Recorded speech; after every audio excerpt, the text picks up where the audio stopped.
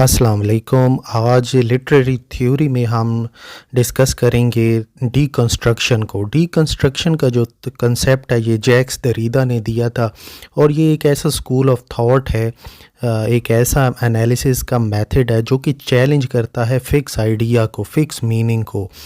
और ये बात ये क्लेम करता है कि जो यूनिवर्सल ट्रूथ है, ऑब्जेक्टिव नॉलेज है या कॉमन सेंस है, ये बिल्कुल सस्पिशियस मानी जाती हैं डीकंस्ट्रक्शन मेथड के अंदर। ये आर्ग्यू डीकंस्ट्रक्शन करती है कि जो लैंग्वेज है जिससे हम अपनी दुनिया को देखते हैं ये बेसिकली अनस्टेबल है, एम्बिगियस है, हमें समझ नहीं आ सकती और ये सेल्फ कॉन्ट्राडिक्टरी है।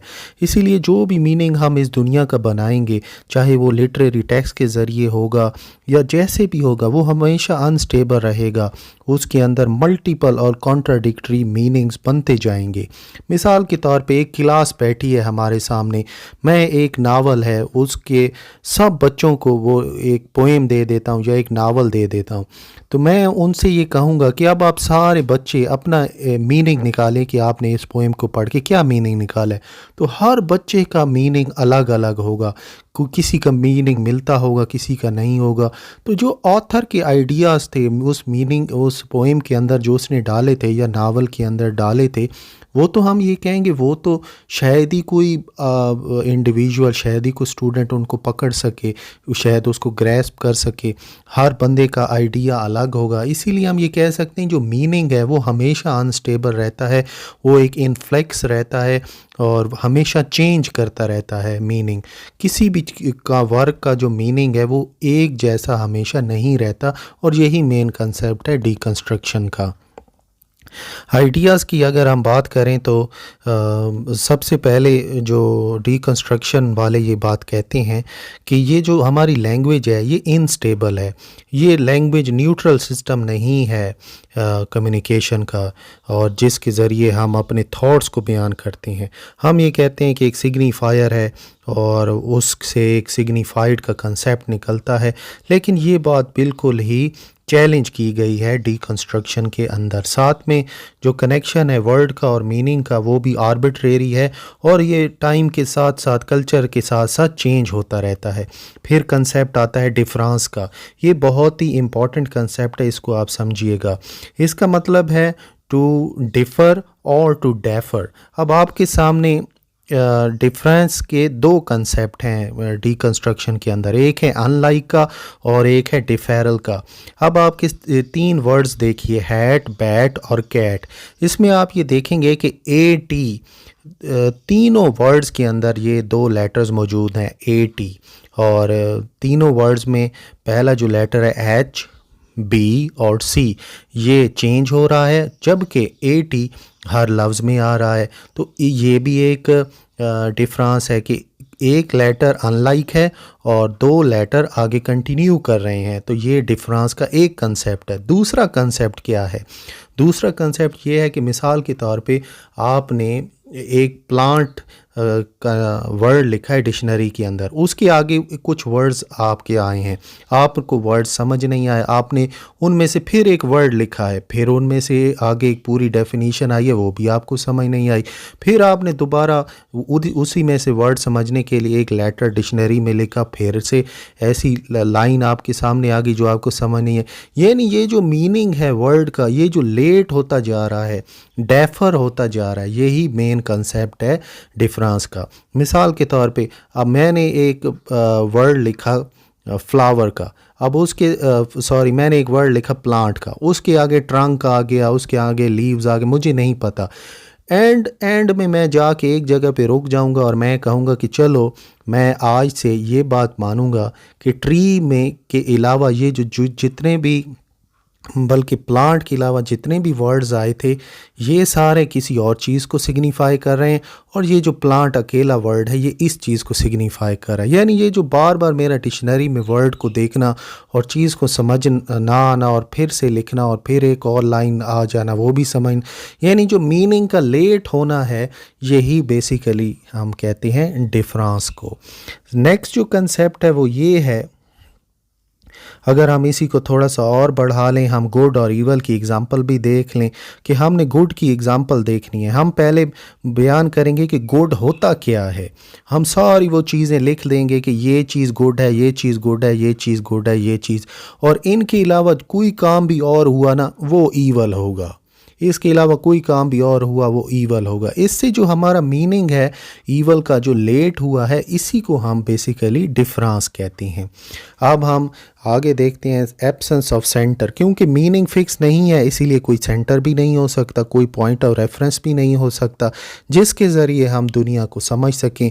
अगर हमने सेंटर को लोकेट करना है, हमने फिक्स मॉरल कोड को देखना है, तो हमें कुछ ऐसी स्ट्रेटजी प्रोवाइड करनी होगी जो कि खुद ही अनस्टेबल होगी। यानी कोई भी एब्सेंस ऑफ सेंटर है, कोई भी सेंटर है ही नहीं। हम ये कह सकते हैं कोई वर्ड का एक बेसिक मीनिंग होता ही नहीं है। मीनिंग जो है बार बार तब्दील होते रहते हैं। मिसाल के तौर पे एक वर्ड है स्टूअर्ड का। पुराने ज़माने में स्टूअर्ड का मतलब होता था हंटर, फिर इसका मतलब हुआ नाइट, आजकल स्टूअर्ड का मतलब पुलिसमैन। तो ये देखिए वक्त के साथ साथ जो मीनिंग है एक वर्ड का चेंज होता जा रहा है, इसीलिए कोई भी फिक्स मीनिंग नहीं है और यही मेन कंसेप्ट है डीकंस्ट्रक्शन का।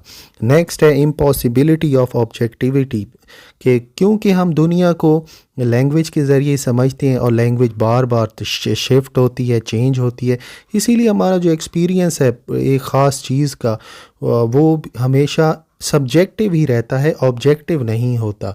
हम इस दुनिया में रहते हैं, कोई वर्ड को हम समझते हैं, वो हमारी जो एक्सप्रेशन होगा वो हमारा सब्जेक्टिव ही होगा, एक्सपीरियंस हमारा सब्जेक्टिव ही होगा। नेक्स्ट है डीकंस्ट्रक्शन एज अ मेथड। क्योंकि सारे मीनिंग अनस्टेबल हैं तो डीकंस्ट्रक्शन का जो प्राइमरी एम है कि टेक्स्ट किस तरीके से अपने आप को डिसमेंटल करता है और किस तरीके डिसमेंटल हमने करना है टेक्स्ट को, क्योंकि जो डिज़ायर रिज़ल्ट हमें, डिज़ायर्ड मीनिंग और पर्पस जो है वो हमें नहीं मिल रहा। डीकंस्ट्रक्शन जो है वो is not about finding the meaning of the text but about deconstructing it, taking it apart to see the ways in which it fails to create a single unified meaning. Deconstruction का ये मतलब नहीं है कि आपने एक fix meaning को समझना है, बल्कि आपने टेक्स्ट को डिसमेंटल करना है, डीकंस्ट्रक्ट करना है और देखना है कि क्यों ये एक सिंगल यूनिफाइड मीनिंग को क्रिएट नहीं कर रहा। नेक्स्ट अब हम देखेंगे कि डीकंस्ट्रक्शन के अंदर एक बात बोली जाती है और वो ये कि nothing is outside the text, each and every thing is present in side the text. वही बात जो रशियन फार्मलिज़म भी कहती थी कि जिस चीज़ को भी आपने ऑब्ज़र्व करना है वो टेक्स्ट के ज़रिए करना है, टेक्स्ट के आउटसाइड कोई चीज़ भी नहीं है, सिर्फ टेक्स्ट पर ही फोकस करना है। डीकंस्ट्रक्शन की थ्योरी भी यही कहती है कि each and every thing is present in side the text and nothing is outside the text. अब हम अप्लाई करेंगे डीकंस्ट्रक्शन को लिटरेचर में, तो हम ये देखेंगे कि डीकंस्ट्रक्टिव जो क्रिटिक्स हैं उनका ये एम है कि वो ये दिखाना चाहते हैं कि जो अपेरेंट कोहेरेंस है वो इनस्टेबल होती है, सेल्फ कॉन्ट्राडिक्टरी होती है। वो टेक्स्ट को इंटरप्रेट नहीं करते बल्कि वो ये दिखाते हैं कि टेक्स्ट जो है वो सिंगल स्टेबल इंटरप्रिटेशन को प्रोड्यूस नहीं करता। और फिर हमने फोकस करना होता है ओपोजिशंस पर। डीकंस्ट्रक्शन फोकस करती है बाइनरी ऑपोजिशन पर, मिसाल के तौर पे good versus evil, good.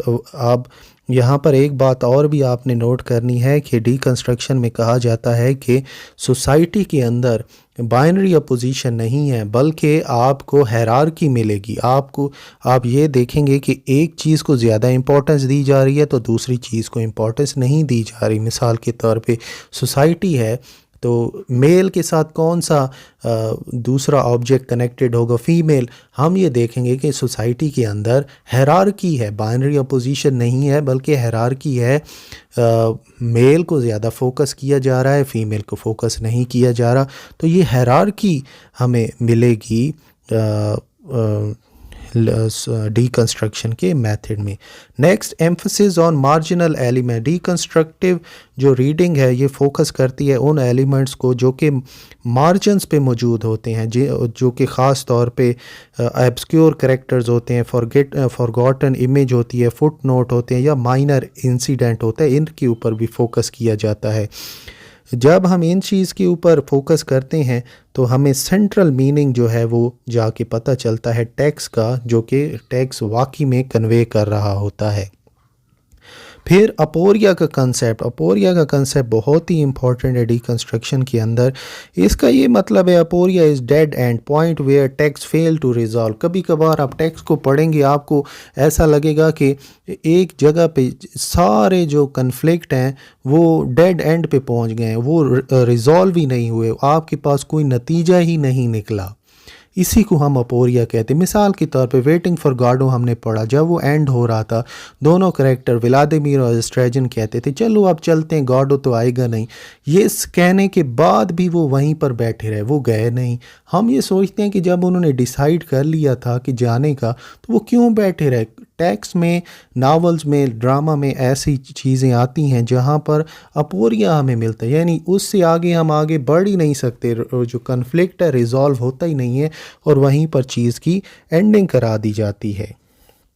Next हम ये देखेंगे कि rejection of interpretation by trying to reveal the text deconstruction often rejects interpretation entirely. हाँ, ये बात भी आपने नोट करनी है कि इंटरप्रिटेशन को डीकंस्ट्रक्शन के अंदर रिजेक्ट कर दिया जाता है कि आप एक चीज़ की इंटरप्रिटेशन करेंगे और उसको समझते हैं कि ये फ़ाइनल है।